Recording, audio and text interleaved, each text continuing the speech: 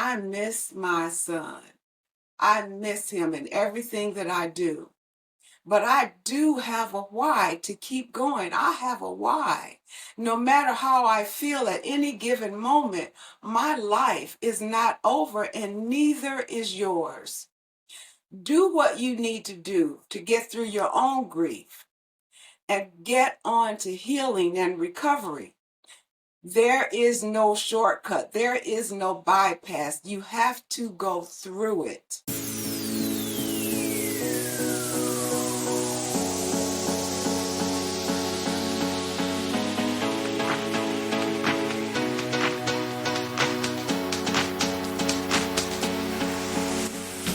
Welcome to Get Real with Alexis Jones. On this podcast, we'll dive into real relationships with real people guided by the wisdom and perspective of some of the most seasoned voices in our community, our beloved seniors. Each week, we'll unpack the joys, challenges, and lessons learned about love, family, friendship, and everything in between. This is a space for heartfelt conversations, eye-opening truths, and powerful stories that will inspire and challenge the way you think about relationships. We're keeping it honest, unfiltered, and deeply meaningful. So settle in and let's get ready to get real. Let's jump in.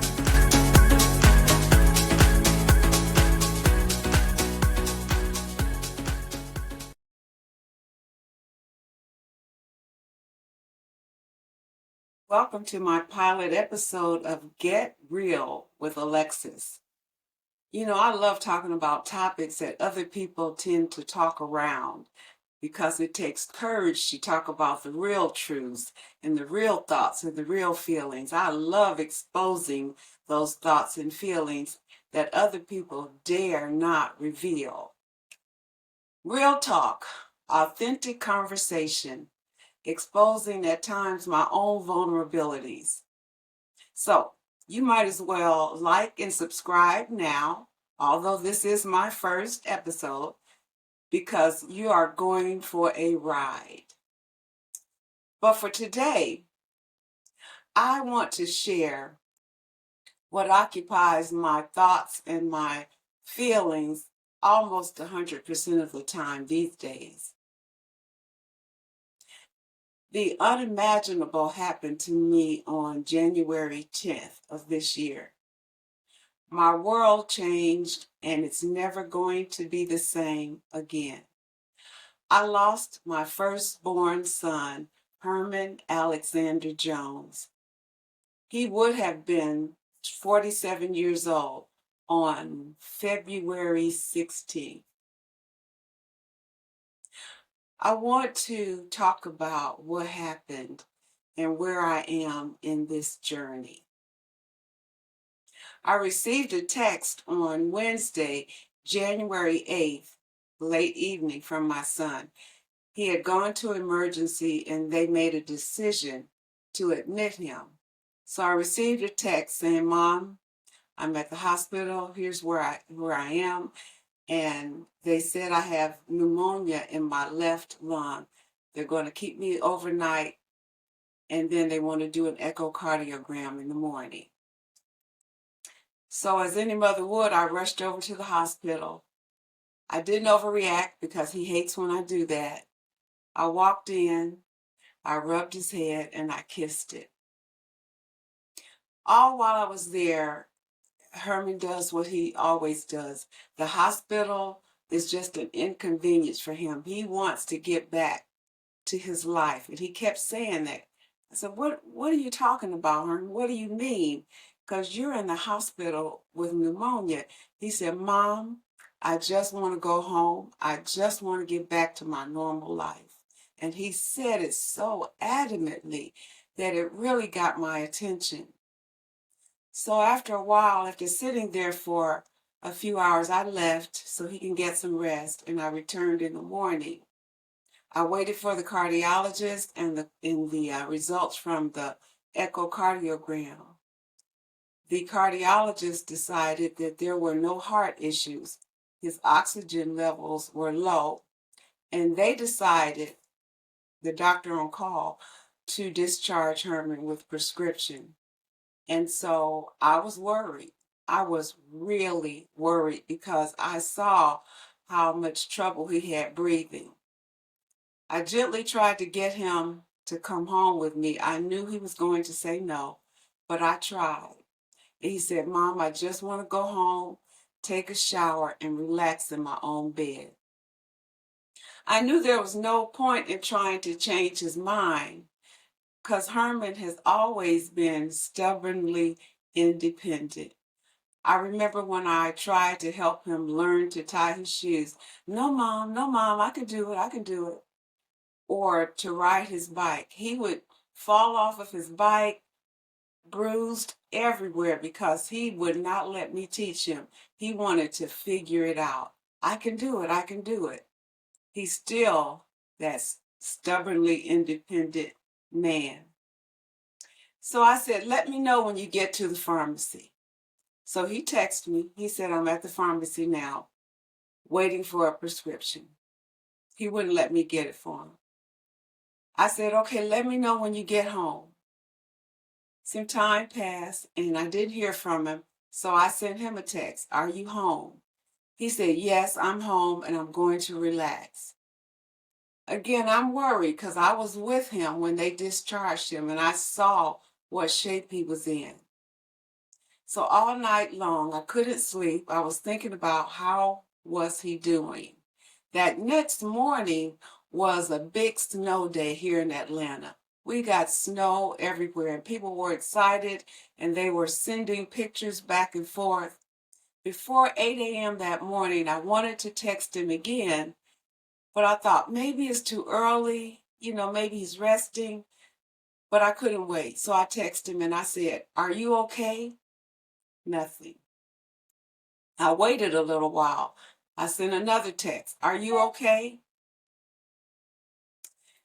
And then I sent one later on. I didn't get anything from Herman. I said on that last text, I said, Herman, just let me know you're okay. I was extremely disturbed all day long. I was disturbed while other people were having fun in the snow and having snowball fights and sending all these beautiful pictures. I was walking around with my cell phone in my hand. I just needed to know that he was okay. And they would call it worry. My sons would call it worry. They always say I worry too much, but I knew something was wrong.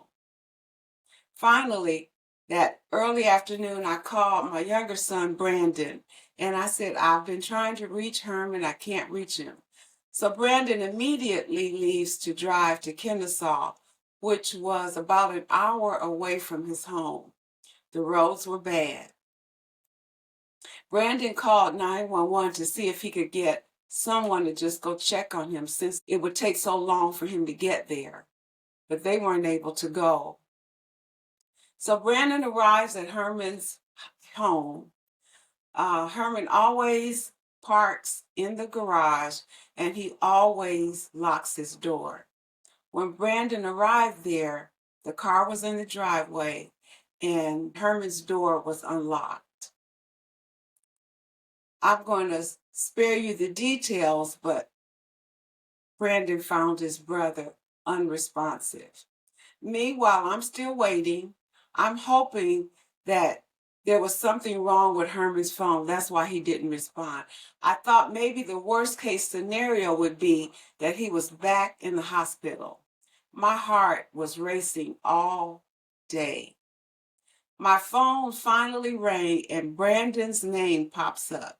And I probably answered it before there was one full ring, but it wasn't Brandon. I received the call that changed my world. In an instant, it was a police officer's voice. And the voice said, I'm officer, whatever his name was, I don't remember. Is this Miss Alexis Jones? I said, yes. And everything in me had frozen. He said, I'm sorry to tell you that your son Herman has passed away.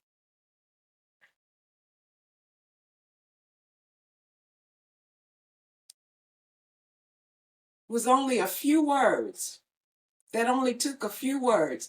It only took a couple of seconds to say that. Yet everything in my world changed at that moment. I told him to put Brandon on the phone, who didn't want to talk to me, which is why the officer called. He didn't want to share that news with his mom. But I said, put Brandon on the phone. And I said, Brandon, and he was frantic and I was frantic. And I said, I'm coming. He said, Mom, the roads are bad. I said, I'm coming. At that moment, I couldn't think, but I did think about my neighbor who has his own rideshare business. So I just want to thank Ray Palermo and his wife, Lucci. Ray owns his own business called Autopilot. And I called him frantically crying and screaming. I know I was making no sense, but I managed to tell him, I've got to get to my son. I just learned that my son has passed away. Before I could even get dressed, Ray and his wife were at my door. You know, Brandon found his brother. I don't know what that scene was like because he didn't want me to know, and I didn't want him to have to continue to relive it. But Brandon found his brother. I know he called 911. I know he tried to resuscitate him. I know he was given instructions. I can't even imagine how horrific all of that was for him. When the medical examiners came, they said we couldn't get back in Herman's home, his apartment. And I waited upstairs with his housemate. It's a two-family house. She lived upstairs, Herman lived downstairs. And I waited because I just wanted to hold him. I just wanted to hold him. But by the time the medical examiners got to us, they told me that they had taken Herman away already. I was so hurt. I was so upset. And I glanced over at Brandon and he looked at me with such hurt in his eyes. And I just let it go. I found out later that Brandon didn't want me to see Herman. I want to tell you that people immediately began to rally around us, rally around me, my son, Herman's dad, my brother, people from every and all walks of life, from every and all circles. They crowded us. They crowded us with their love. My neighbors here, neighbors I knew, neighbors I didn't know, they were all coming to my apartment with cards and flowers and hugs and well wishes and condolences. It was amazing. And I need to pause again to thank my former pastor, Bishop William Shields of Hopewell Missionary Baptist Church, because we haven't been to that church in, I don't know, 18, 19, maybe going on 20 years. And he found out somehow. He called Brandon and then he called me. His words were so comforting. He referred to Herman and Brandon as his sons. He said, I can't come because I'm participating in a book signing, but I'm going to send two of my ministers. He said, I've called the funeral home to make sure that your needs were taken care of, that whatever it is that he needed to go well, he wanted to make sure that things were right. He sent the acknowledgement letter from the church. He sent flowers. I just cannot express enough what happened as a result of his love and concern in that brief conversation. The celebration of life service was packed. There were chairs they had to bring in. Some people were left in the lobby of the funeral home because they could not get in. Packed with people whose lives were touched indirectly or directly by Herman's life. During that service, I cannot explain to you my state of mind. I felt like I was hurting. I felt like I was in the twilight zone. I was in a fog of disbelief. I was going through the motions, but it was disbelief. But the love in the chapel, the spirit in that chapel during the service was undeniable. It was so filled with love and support and peace and comfort. It was a beautiful celebration of a young man who had a beautiful spirit. You know, I'm in support groups now. I'll tell you a bit about that. But I heard this statement: the more intense the love, the more intense the grief. I loved my son, Herman Alexander Jones. I loved him intensely. My heart is shattered into a million pieces, and my mind is always on him. Unless I'm temporarily distracted by something, my mind snaps back to Herman and this loss. So I want to share a bit of my grief journey with you. I had to do something with all of this pain and my thoughts because I really felt like I was losing my mind. What helped or is helping me? I want to remind you, this happened just a little over a month ago. What helped me was I joined 2 support groups. One is specifically for parents who've lost a child. The love and support from family and friends has helped me. I've read each card, note, letter, email, text, or Facebook post. I welcomed each visitor. I took calls even when people awkwardly grappled with what to say because I could feel their love. I accepted invitations from my neighbors to go for a walk or to go get ice cream or to go to dinner. I'm seeing a therapist and I'm reading about grief. It's all been helpful. Most importantly, I'm a woman of faith. I'm allowing God to carry me. I asked him to pick me up and carry me because to walk beside me, to hold my hand, was just not enough. In one of my grief share sessions, they mentioned writing a grief letter to family and friends. And it was a lengthy letter, but I just want to share a bit of it with you. I started the letter by saying, "Dear family and friends," and here's just a little bit of that letter. As you know, I suffered an unimaginable loss on January 10th. I lost my son, Herman. It's the day that changed my life forever. I am grieving, and I know it's difficult for those who care about me to know what to say or do. You don't have to say anything. Your nearness says it all. Just check on me from time to time. Let me talk and don't feel a need to give me an answer or a solution to help me feel better or to make the pain go away. You can't. I will go through and I will get through this. It will take time. It'll take you and God, but I promise you, I will. As some of you have said, I still have work to do, and by God's grace, I will get it done.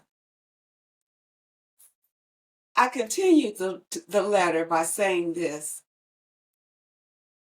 please don't try to answer my questions. I have so many, because you can't. Please don't tell me God knows best, or God wanted Herman, or Herman it is a better place, or any of those things that we say in hopes of bringing comfort. Because all I know right now is that I want Herman here, right here with me. My heart can't hear anything else right now. That's part of the letter that I wrote to my friends and family.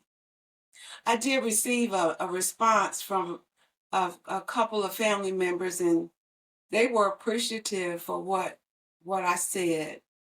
And I think people may have felt like they were being let off the hook by uh, not having to come up with something. And I simply wanted to say, I know you care. I know you hurt for me. I know you don't want me to hurt, but I have to go through this. Just be near. I wrote a letter to Herman. I'm not going to share that one. It's a very long letter. I don't even know if I'm finished writing it. And I'm going to write a letter to God. That one's coming. Everybody grieves differently. And what I've shared and what I'm sharing with you is not a recipe. This is what I needed. How a person grieves is their business. But it's important that they grieve.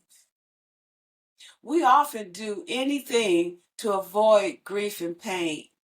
And I was told that you'd have to lean into grief, according to the grief counselors. You have to lean into it, although it hurts, if you want to get through it.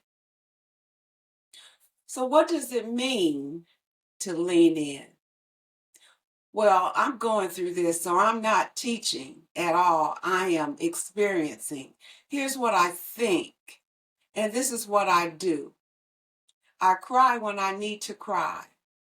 I curl up in a ball at night when it's the hardest, and I just say, God help me. God help me. And eventually I fall asleep. I feel anger at times with myself, with the medical staff, and yes, with God. I've questioned God. I know some don't believe that that's a proper thing to do, but I question God. I'm a Christian. I'm a follower of Jesus. I'm a disciple of Jesus Christ, and I have a personal relationship. It's not religion, it's relationship. I love and I trust God with all of my heart. He's brought me through too much for me not to trust him. He's opened doors for me that only he could open. He's made ways for me that only he could make. He's been my father, my protector, my comforter, my provider, my peace, and I could go on and on and on. You see, God already knows what I'm feeling and what I'm thinking. So yes, I have cried until it felt like there were no tears left.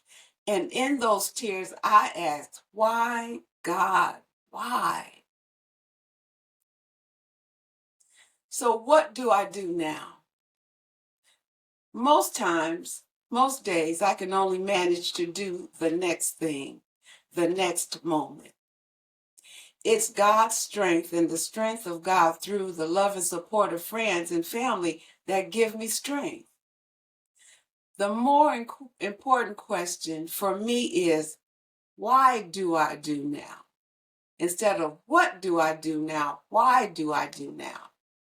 I have a good friend, Dr. Connie Stapleton, who is also a psychologist.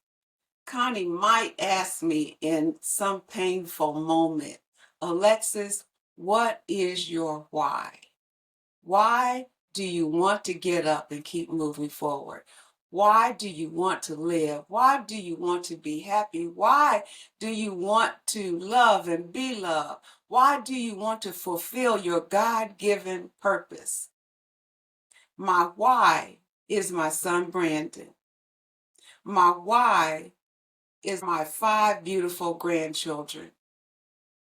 My joy-giving grandchildren. My brother who calls me every day. My loving family who have been by my side. My incredible friends, friends that I knew that I had and friends that I didn't know. They keep me going and they won't let me go. My why is my mother, the memory of my mom, who would passionately, emphatically say, get up. If she were here, get up, get up. So I could share more details about this grief journey, but instead, let me share my hope, because I do have hope. I don't know if I could say I had hope if I had done this video the first week after learning about my son's passing. But today I have hope. My hope in God assures me that I'll learn how to carry the weight of this grief and the memory of Herman with strength, grace, and peace. My hope is that I will not just be alive, but I will thrive, that I will experience joy, the fullness of joy again, and I will continue to share that joy with many. My hope is that I will find courage and God will continue to use me to encourage others. My world has changed. I'm experiencing intense pain right now. I miss my son. I miss him in everything that I do. But I do have a why to keep going. I have a why. No matter how I feel at any given moment, my life is not over and neither is yours. Do what you need to do to get through your own grief and get on to healing and recovery. There is no shortcut. There is no bypass. You have to go through it. I have hope that there is life again after intense loss and grief. I have hope that there is laughter again, joyous belly laughter, that there is joy again, that there is purpose again. I have hope. I will always miss you, Herman. And I will always love you. I will always keep your memory and legacy alive. Your music, from gospel to Bach, Beethoven, and Tchaikovsky, will always be in my heart. So as we say in my support group, I close this podcast in memory and in honor of my incredible and gifted son, Herman Alexander Jones.